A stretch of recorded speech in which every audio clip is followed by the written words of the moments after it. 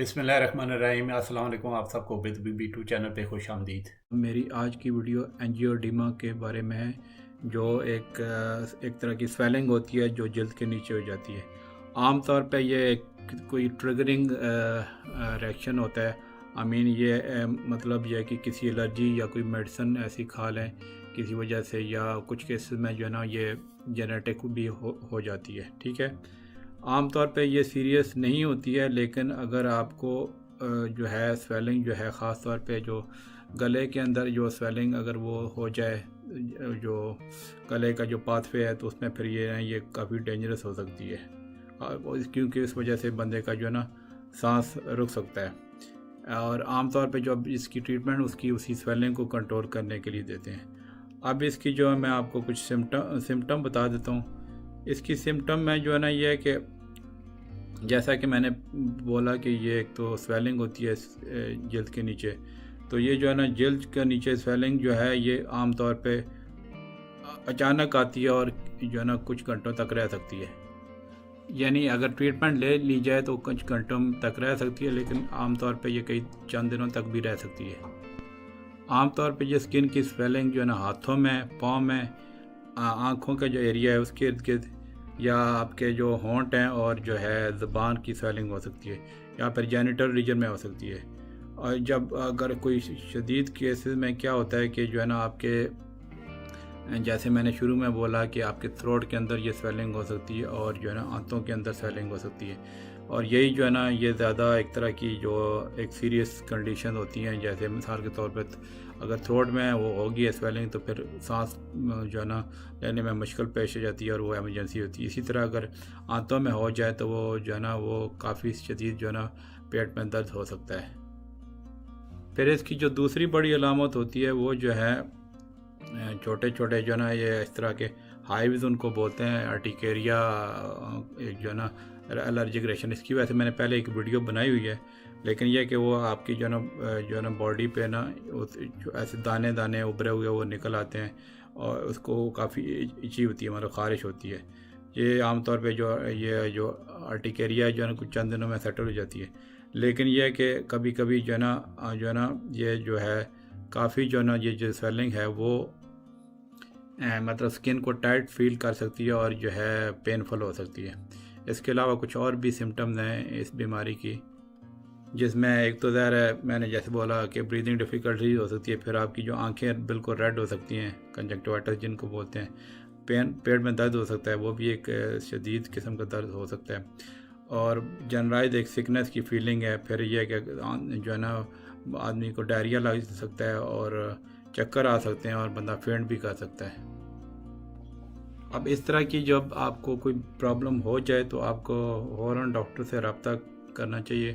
ख़ास तौर पे जैसे मैंने बोला कि अगर आपकी जो ब्रीदिंग प्रॉब्लम हो जाए या एकदम से पेट में दर्द हो जाए किसी चीज़ के रिएक्शन से, तो आप फ़ौरन एमरजेंसी में कॉल करें। ठीक है, उसमें जो है ना क्योंकि वो जैसे मैंने बोला कि ये एलर्जी का एक तरह का रिएक्शन हो सकता है, तो वो जो है ना एनाफाइलैक्सिस उसको हम बोलते हैं, तो वो जो है ना वो सीरियस भी हो सकता है। फिर इसमें ये भी बात है कि अगर आपको पहले डॉक्टर ने किसी ने एड्रेनलिन का एक ऑटो इंजेक्टर मिलता है जो खुद से बंदा इंजेक्शन लगा सकता है अपने आप को, इस तरह का एनाफाइलैक्टिक रिएक्शन वाला एलर्जी वाला रिएक्शन हो जाए तो आप एम्बुलेंस के इंतज़ार करने से पहले आप वो इंजेक्शन खुद को लगा सकते हैं ताकि ज़्यादा प्रॉब्लम ना हो। अब इसकी मैं थोड़ी सी कॉजेज़ यानी ये किस वजह से होता है ये मैं आपको बता देता हूँ। उसमें आमतौर पर इसकी 4 वजह होती हैं। एक तो किसी चीज़ की एलर्जी से आपको ये हो सकता है एंजियोडीमा, फिर यह कि किसी मेडिसिन से रिएक्शन हो सकता है, फिर एक जेनेटिक कंडीशन हो सकती है जिसको हम एल्ड्री एंजियोडीमा बोलते हैं, वो उससे हो सकता है। ठीक है, और कभी कभी इसको जो है ना ये इसकी काज मालूम ही नहीं होती, जो है ना जिसको हम इडियोपैथिक एंजियोडीमा कहते हैं। अब इसकी काजेज़ को थोड़ी सी मज़ीद तफसील से मैं आपको बता देता हूँ। काजेज़ में यह है कि जैसा कि मैंने पहले बोला है कि कई जो है ना मरतबा जो है ना इसकी रीज़न अननोन होती है जिसको इडियोपैथिक कहते हैं, लेकिन यह कि क्योंकि और काजेज़ इसकी सामने आती हैं कभी कभी, तो वो मैं आपको बता देता हूँ। एक तो यह कि इसकी बड़ी काज है कि किसी चीज़ से आपको एलर्जी है। एलर्जी में ये होता है कि जब आप कोई खाना खाते हैं या आपको जो है ना कोई ऐसी चीज़ जिससे आपको एलर्जी हो वो स्किन को लगती है, तो उससे एक तरह का रिएक्शन हो सकता है। एक बॉडी जो है ना आपकी एक तरह की मिस्टेकनली जो है ना गलती से जो है ना एक हार्मलेस चीज़ को ना वो समझ लेती है कि ये एक एलर्जन है। जैसे आप आपकी फूड खा रहे हैं तो वो फूड नॉर्मली तो आप ज़ाहिर सेफ़ ही खाएंगे, लेकिन बॉडी उसको मिस्टेकनली एलर्जी का सोर्स समझ लेती है, उसके खिलाफ ये अटैक करती है, एक तरह का रिएक्शन होता है। और ख़ास तौर पे जो फूड जो जिसमें ये ज़्यादा होता है उसमें नट्स वगैरह हैं, जैसे मूंगफली है और किस्म के नट्स हैं, मतलब ड्राई फ्रूट हैं, शेलफिश है, और कुछ लोगों को दूध और अंडों से भी ये हो सकता है। फिर ये एलर्जी कुछ मेडिसिन की वजह से भी हो सकती है, जैसे कुछ एंटीबायोटिक है, एस्प्रिन है, ठीक है, एक ब्रूफिन जो है पेन किलर ड्रग आती है उससे हो सकती है, या फिर जो है ना आपके कोई काट गई है, जैसे भेड़ काट गई है, या वो जो है ना शायद की मक्खी काट गई, उसकी वजह से ये एलर्जी हो सकती है, ठीक है। और एक लेटेक्स जो है ना रबर टाइप के प्रोडक्ट होता है जो मेडिकल के ग्लव्स में जो है ना या बैलून में यूज़ होता है, उससे भी आपको जो है ना ये एलर्जी हो सकती है। अब ये तो जो है मैंने एलर्जी की रीज़न बता दी। अब आते हैं कुछ मेडिसिन जो है उनको मतलब वो उस वजह से भी ये एंजियोडीमा हो सकता है। मतलब मेडिसिन एक एलर्जी का भी सोर्स बनती है, और मेडिसिन का कुछ आप जो है ना वो सेफ़ भी हों तो कुछ जो है ना एलर्जी से ना भी हो तो इससे एंजियोडीमा हो सकता है मेडिसिन से। फॉर एग्ज़ाम्पल आपको कोई मेडिसिन नई डॉक्टर ने स्टार्ट की है तो ठीक है, तो उस वजह से ये हो सकता है एंजियोडीमा। या फिर कई बार तो ऐसे होता है कई महीने गुजर जाते हैं और इवन साल गुजर जाते हैं, तो फिर ये जो है मेडिसिन की वजह से जो है ये हो सकता है।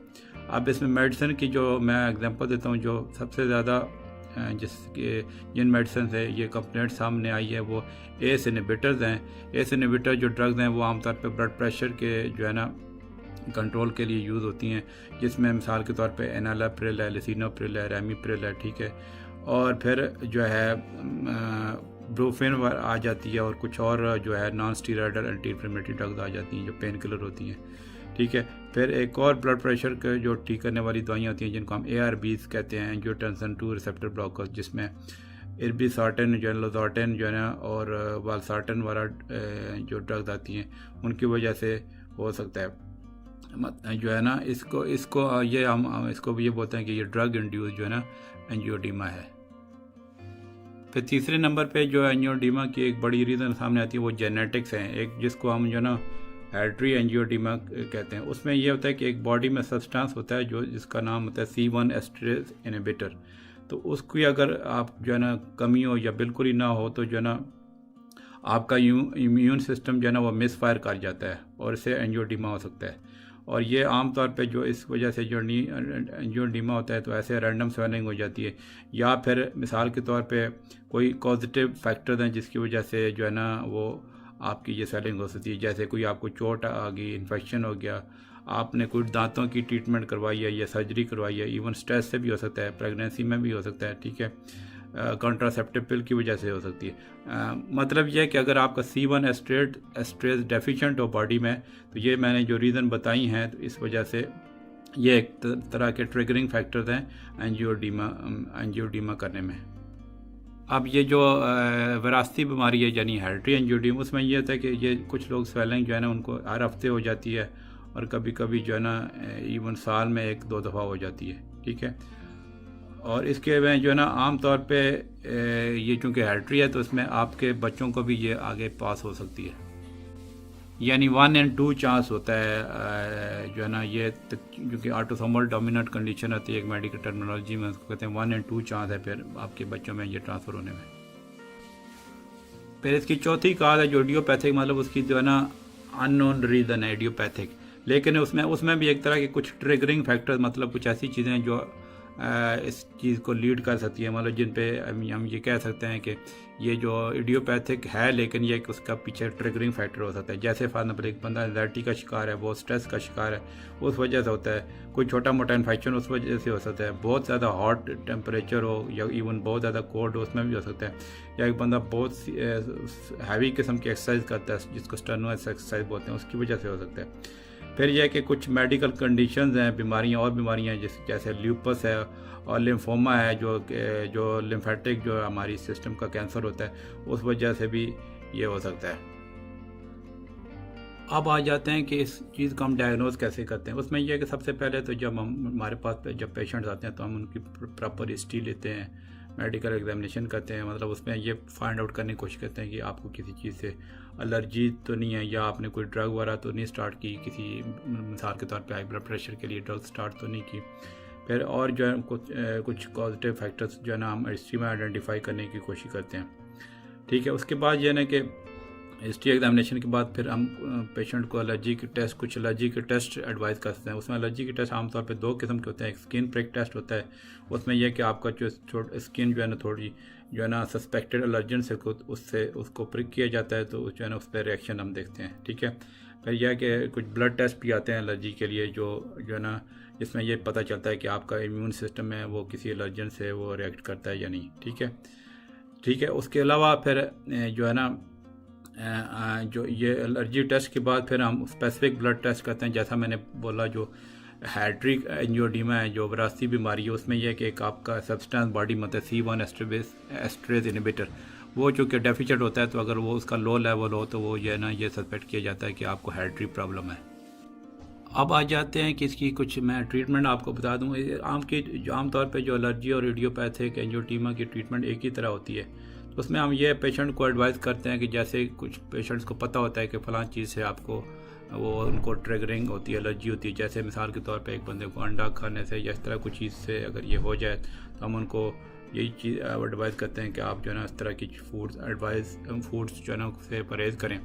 या फिर लेट से आपको कुछ चीज़ ख़रीदते हैं जिसमें कि आपको सस्पेक्टेड हो कि इससे एलर्जी हो सकती है, जैसे नट्स वगैरह, तो उसमें फिर वो आमतौर पे उस पर लेबल पे लिखा होता है कि एलर्जी है, तो आप जो है ना ये चीज़ें अवॉइड करें। ठीक है, अब इसके अलावा फिर ये है कि जब पेशेंट हमारे पास आते हैं, एक तो ये कि ज़ाहिर हम ये एडवाइस करते हैं कि जिन चीज़ों से आप एलर्जी होती है उनसे आप बचें। दूसरा ये कि फिर इसके लिए हम ड्रग ट्रीटमेंट करते हैं, जिसमें कुछ एंटी हिस्टामीन आ जाती हैं। एंटी हिस्टामीन यानी बेसिकली क्या करती हैं कि वो जो है ना हिस्टामीन बेसिकली जब एलर्जी होती है बॉडी में, तो हिस्टामीन एक केमिकल सब्सटेंस है जो रिलीज़ होता है, जिसकी वजह से स्वेलिंग हो जाती है। तो वो जो है ना उसको फिर हम काउंटरैक्ट करने के लिए फिर हम एंटी हिस्टामीन ड्रग देते हैं, जिसमें आमतौर पर शुरू में हम जो है ना नॉन सीडेटिव मतलब जो है ना नॉन ड्रोजी एंटी हिस्टामीन जैसे लोरेटिडिन वगैरह है, सिट्रिजीन है, वो देते हैं। लेकिन कभी कभी अगर ज़्यादा प्रॉब्लम हो जाए तो थोड़ी सी ड्रोजीनेस वाली जो है ना एंटी हिस्टामीन देते हैं। फिर यह कि हम ये भी बताते हैं कि जब अगर कोई ऐसी जो एंटी हिस्टामीन जो आप ले रहे हैं जो थोड़ी जैसे ड्रोजीनेस होती है, तो उसमें फिर आप जब जिन दिनों में ले रहे हैं तो आप जो है ना आप ड्राइविंग और डेंजरस मशीनरी को चलाने से परहेज़ करें। कुछ एंटी हिस्टामीन से कुछ साइड इफ़ेक्ट भी आते हैं, जैसे हेडेक है, ड्राई माउथ है, ड्राई नोज हो जाए। ठीक है, तो फिर यह कि इसके अलावा फिर हम कुछ शॉर्ट कोर्सेज स्टीरॉयड के भी प्रिस्क्राइब करते हैं। उसमें मुख्तलिफ जो है ना औरल टैबलेट्स भी है वो आती हैं, और इंजेक्शन भी आते हैं स्टीरॉयड के। लेकिन आमतौर पे चूँकि स्टीरॉयड के ज़्यादा साइड इफ़ेक्ट होते हैं, तो वो हम शॉर्ट टर्म ट्रीटमेंट के लिए देते हैं। फिर तीसरी एक ट्रीटमेंट ये कि एक तरह का इंजेक्शन मिलता है जिसको कहते हैं एड्रेनालिन ऑटो इंजेक्टर्स। मतलब वो जो पेशेंट जिनको जैसे मैंने शुरू में बोला, कुछ लोगों को ऑलरेडी उनमें प्रिस्क्राइब किया होता है कि आपको इस तरह का रिएक्शन हो तो फ़ौरन अपने आप को ही ना इंजेक्शन लगा लें। तो वो जो है ना, क्योंकि उससे जो है ना सीवियर एनाफाइलेक्टिक रिएक्शन, जिससे जो है ना मतलब जो है आपको वो मतलब ज़्यादा प्रॉब्लम हो सकती है, जैसे मैंने बोला सांस की प्रॉब्लम हो सकती है, वो है ना इससे पहले कि वो डॉक्टर का या एम्बुलेंस का वेट करें, तो वो इंजेक्शन जो है वो पहले ही लगा लें, तो उससे जो है ना कि वो सीवियर सिम्टम से बच सकते हैं। फिर यह है कि उसमें कि अगर आपका ये एंजियोडीमा किसी ड्रग की वजह से हो, जैसे मैंने बताया ना कि एंटी हाइपरटेंसिव मेडिसिन है, जैसे एसिड आते हैं, तो अगर ड्रग की वजह से आपको ये एंजियोडीमा हो रहा है तो हम उनको दवाइयों को स्टॉप कर देते हैं, और उसका अल्टरनेटिव ट्रीटमेंट हम आपको दे सकते हैं। अब स्पेसिफिक ट्रीटमेंट जो है हाइड्री एंजियोडीमा की मैं आपको बता देता हूँ, जो विरासती बीमारी है। तो उसमें यह है कि इसका क्योर उस तरह कोई नहीं होता, मतलब कोई क्योरेटिव वो दवाई नहीं है। लेकिन यह है कि कई मेडिसिन आती हैं जिसमें आपकी जो स्वेलिंग और जो है ना वो सिम्टम जो है ना कम हो सकती हैं। जिसमें कुछ मेडिसिन आती है जैसे डेनाजोल वगैरह हैं। ठीक है, वो जो है ना स्वेलिंग को आप जो है ना वो रिड्यूस करती हैं, स्पेशली हाइड्री जो है एंजियोडीमा में। डेनाजोल के अलावा एक और भी मेडिसिन आती है जिसके ऑक्सेंड्रोलोन कहते हैं। ठीक है, ये क्या करती है कि आपका जो चूँकि मैंने बोला शुरू में कि C1 एस्ट्रेज इनहिबिटर जो है वो बॉडी में डेफिशिएंट होता है, तो उसके लेवल को ना वो ऊपर लाती है, मतलब बूस्ट करती हैं। ठीक है, तो चूँकि मतलब C1 एस्ट्रेज इनहिबिटर की डेफिशिएंसी की वजह से ये हाइड्री एंजियोडीमा होता है, तो ज़ाहिर है वो जब उसके लेवल को बूस्ट करेंगी ये वाली दवाइयाँ, तो उससे पेशेंट को आराम आ सकता है। इसके फिर यह है कि कुछ इन मेडिसिन के भी साइड इफ़ेक्ट्स होते हैं, जो है ना जैसे कुछ वेट गेन हो गया, या वुमेन अगर ले रही हैं तो उनकी जो बॉडी में हेयर ग्रोथ हो सकती है एक्सेसिव जो है ना, उसमें डीपनिंग वॉइस हो सकती है, ठीक है। और पीरियड्स में इरेगुलरिटी वगैरह हो सकती है, डिप्रेशन या हाई ब्लड प्रेशर भी हो सकता है, जिगर की थोड़ी बहुत प्रॉब्लम हो सकती है, ठीक है। इसके अलावा एक और भी मेडिसिन आती है जो ट्रांजिजेमिक एसिड होता है, ठीक है। तो वो जो है ना, ये मेडिसिन जो है ना, ये आमतौर पे इससे ये साइड इफ़ेक्ट्स कम होते हैं इन आमतौर पे ये बच्चों को और औरतों को हम ये वाली मेडिसिन देते हैं, लेकिन ये इतनी जो ना स्वेलिंग को प्रिवेंट करने के लिए ये जो ना स्ट्रॉन्ग मेडिसिन नहीं है। फिर इसके अलावा कुछ और ड्रग भी होती हैं जो स्वेलिंग को ठीक करने के लिए हम देते हैं। उसमें एक ड्रग है, काफ़ी यूज़ होती है, इनकैटिबेंट के नाम से, ठीक है। वो जो है जो केमिकल जो रेस्पॉन्सिबल होते हैं स्वेलिंग के लिए, उनके इफ़ेक्ट्स को जो ना वो ब्लॉक करती है, ठीक है। फिर यह कि हम डायरेक्टली जो है ना C1 एस्ट्रेज इनहिबिटर है जो है ना, जिसकी डेफिशिएंसी होती है, हम उसके भी डायरेक्ट इंजेक्शन लगा सकते हैं, ठीक है। तो वो जो है ना, ये इन दोनों जो मेडिसिन मैंने बताई हैं, तो इससे ये सारी जो आपकी सिम्टम काफ़ी हद तक रिड्यूस हो सकती हैं। तो कभी कभी जब हम पेशेंट हमें बताता है कि मैंने कोई डेंटल ट्रीटमेंट करानी है या कोई सर्जरी करानी है, तो उससे जो है ना, उससे पहले ही हम जो है ना एक तरह का ये प्रोफिलैक्टिक ट्रीटमेंट दे देते हैं, C1 एस्ट्रेज इनहिबिटर की जो है ना एक तरह की रिप्लेसमेंट दे देते हैं। यानी कि अगर आपको प्रोफिलैक्टिकली मतलब एक तरह का दिया जाए कि जैसे आपके कोई डेंटल ट्रीटमेंट कराना चाहते हैं या सर्जरी कराना चाहते हैं जिसमें खदशा हो कि जो है ना ये एंजियोडीमा हो सकता है, तो आपको ये C1 एस्ट्रेज इनहिबिटर रिप्लेसमेंट हम दे सकते हैं। और उसमें कुछ मेडिसिन और मतलब इसके अलावा भी हैं, जैसे मैंने पहले बताई हैं, तो वो ना हम आपको बताते हैं कि आप घर में रख लें ताकि जो है ना आप सेल्फ इंजेक्शन भी उसके लगा सकें। मुझे उम्मीद है कि ये एंजियोडीमा के बारे में, ये वैसे बहुत बड़ा टॉपिक है, लेकिन मैंने कोशिश की है कि कम से कम टाइम में इसको कवर करूं। ये इसके केसेस जो है ना काफ़ी हमारे पास आते हैं, तो मैं आमतौर पे वही अपने चैनल में वही बीमारियां जो डिस्कस कर रहा हूं जो मैंने खुद बहुत सारे केसेस देखे हैं और या जो है ना जो बहुत कॉमनली आती हैं, ताकि पेशेंट को अवेयरनेस हो। क्योंकि मैंने जैसे अक्सर वीडियो में बोलता हूँ कि अगर आपको इन चीज़ों को मेरी वीडियो देख के आपको ख़ुद इन चीज़ों को अवेयरनेस थोड़ी सी हो जाए, तो मैं समझता हूँ कि मेरे चैनल क्रिएट करने का मकसद पूरा हो गया। क्योंकि अगर आपको यह है कि पहले से ही अंदाज़ा हो कि ये वाली कंडीशन आपको इस वजह से होती है, तो फिर यह है कि आपको प्रिकॉशनरी मेजर्स जैसे मैंने इस वीडियो में बताए हैं वो आप लेंगे, तो आपको इंशाल्लाह जो है ना कम से कम प्रॉब्लम होगी और आप ख़तरनाक सूरत हाल से बच सकते हैं।